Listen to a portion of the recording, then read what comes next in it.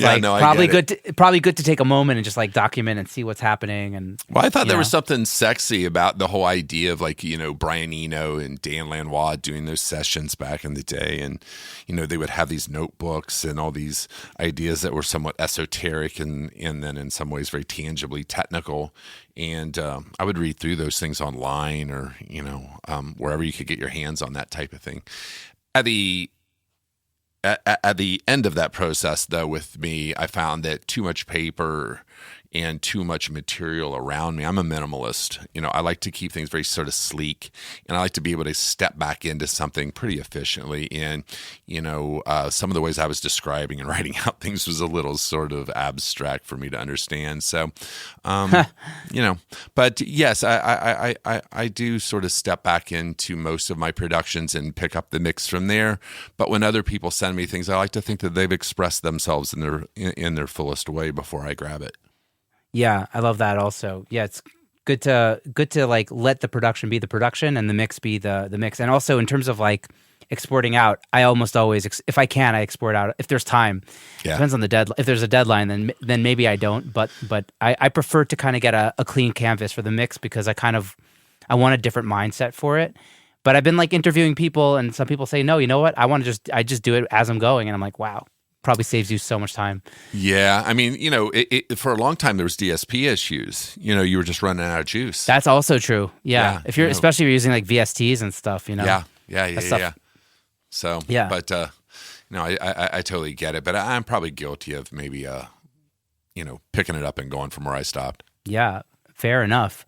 Do you have any other I guess philosophies or things that you do in terms of mixing? Like, let's get into mixing. What's your approach? I'm a depth of field guy. I mean, I like it deep, wide, intimate. I'm constantly trying to. I'm an abstract expressionist character. I like Pollock and Rothko and de Kooning and all these great painters that were not necessarily having to work with form, but work with texture and, a visual that was maybe, I don't know, somewhat, grabbed your attention. And I try to do that with mixing. I don't know if that makes any sense at all. I like shadows. Once again, I'm working a lot of narrative music, so I don't have to worry about being overly transparent. That comes through the lyric, and that comes through the instrumentation being organic or natural, if there is such a thing.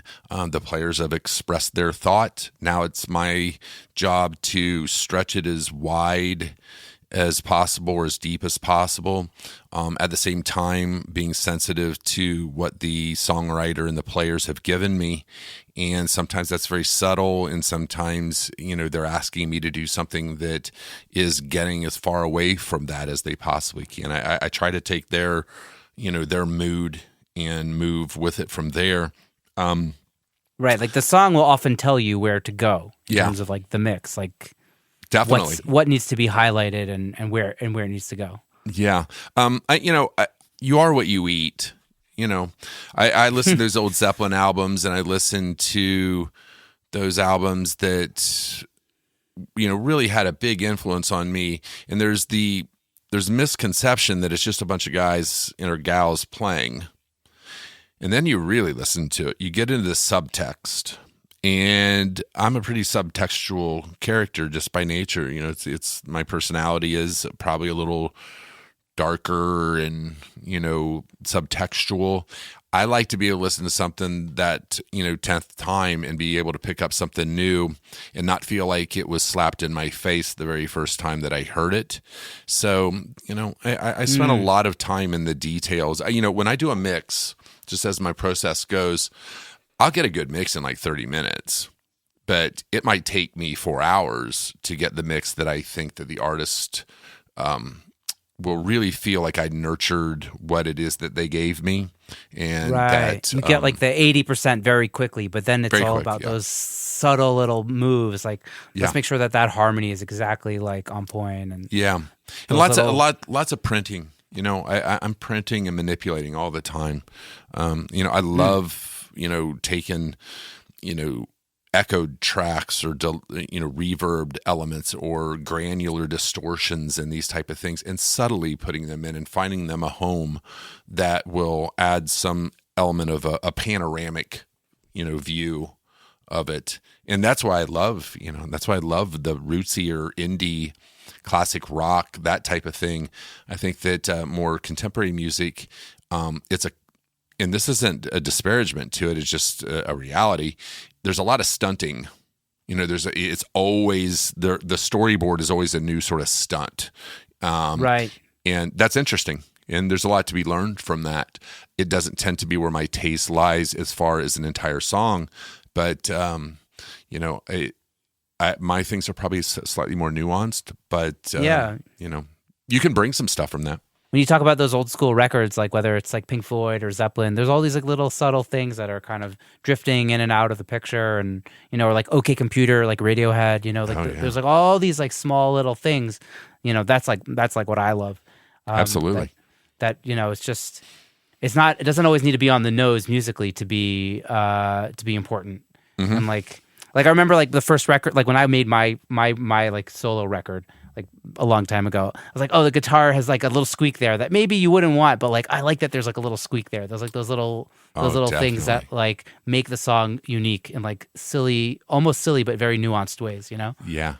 I had to work. Yeah. I had the opportunity to work with somebody who had done some work with Zeppelin, and I know the conversations of the squeaky bass pedals and the door slamming and the phones ringing and the speeding up and slowing down of stuff. Was not something that was ignored, but was actually embraced. And I think that maybe as time goes on, those type of things remain in the conversation as a point of interest. Yeah, well, the youths these days are like they're incorporating like voice memos and like little even like the beginning of the Billie Eilish record. She's getting out her retainer.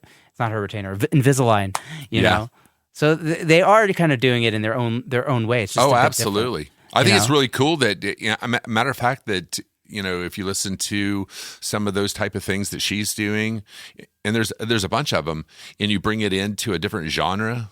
That amalgamy is everything. That's what it's supposed to be. I mean, that's what great art is, an amalgamy of things. There's no pure A to Z route with it, the way that this works.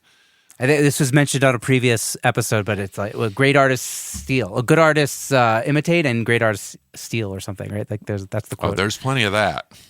Oh, yeah. For sure. Totally. So are you mixing entirely in the box? Are you hybrid? What does that look like for you? Mm-hmm. I mix in somewhat of a hybrid fashion. I don't I have, but it's not something that I have found that is probably best for my workflow. My mixing workflow is to have the tracks either set up by an engineer that I work with here, Tom Nato. Will do some of that, or I'll set it up depending upon the project. And I work until I'm bored.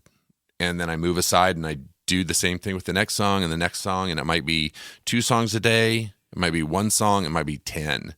I literally will work until I've exhausted my interest in the track, and then I know what my deadline is, and budget doesn't really make any difference to me. I'm working as hard as I can on every track, and then I go revisit those. And I pick it up, and I can make really creative decisions in a very short span of time with a fresh ear and fresh mind.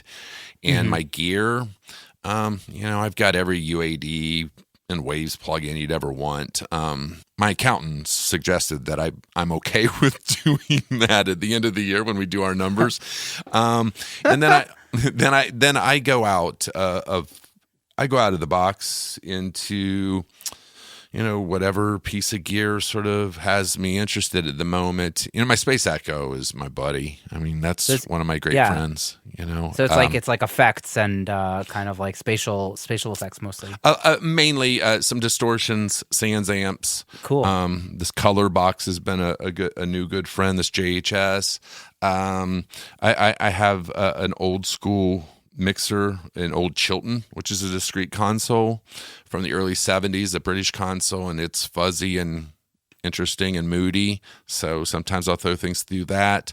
But everything is generally a pick up and go from where I left off with it, so that I can just keep moving. And then my recallability is very quick. I don't know. I think I'm probably in the minority on this, but I love recalls. There's nothing I enjoy more than seeing the artist. There's that nervous period between sending it off and then getting the notes back. Oh yeah. But it's super cool when somebody sends you your notes and then all of a sudden you can step in. You can make a lot of big moves predicated off of the information that they've given you, collaboration, in a very short span of time, and spit it back out and trust your gear.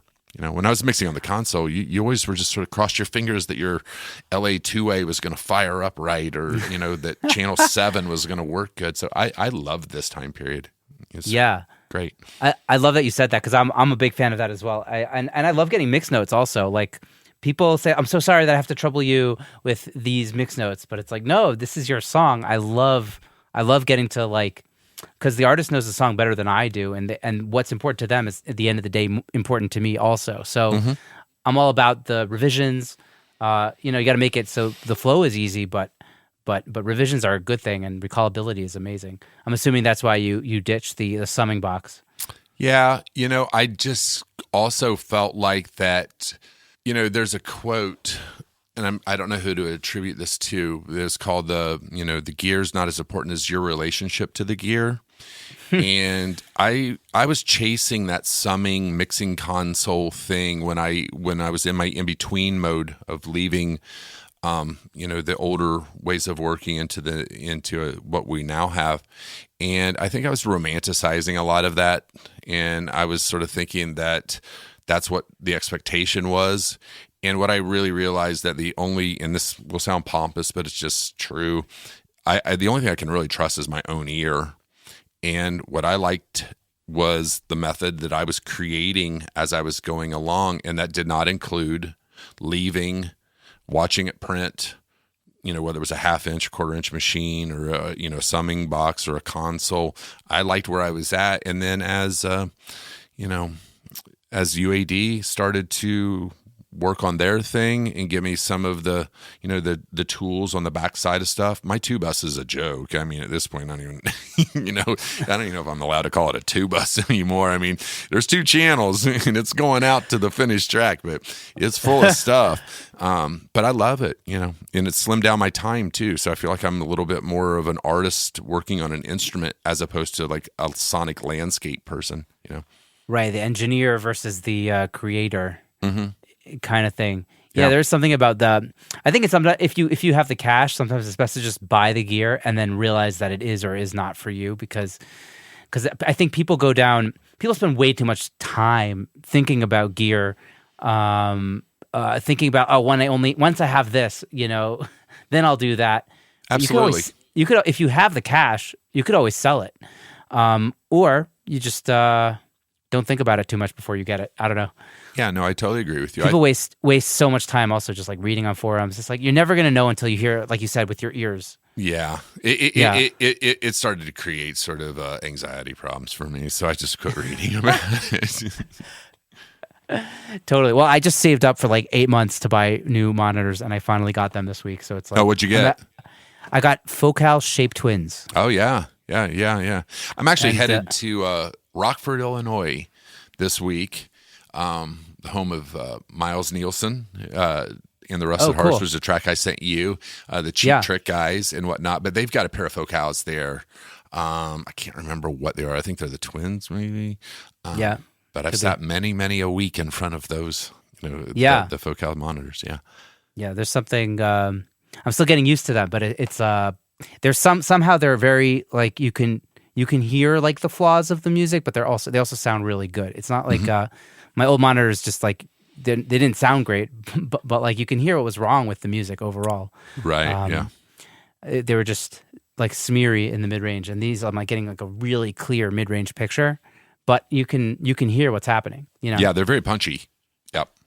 Yeah, that's true. They're quite punchy. Yeah. So it's fun, but it's like okay, finally that part is like I don't have to think about it anymore. Now I can just like let the ears do the work. Yeah, absolutely. So that's nice. Let's talk about Ringo Starr. Like, you worked with Ringo Starr. Like, he's a Beatle. Like, how did that happen? How did you meet him? And yeah, what was your process like with him? I mean,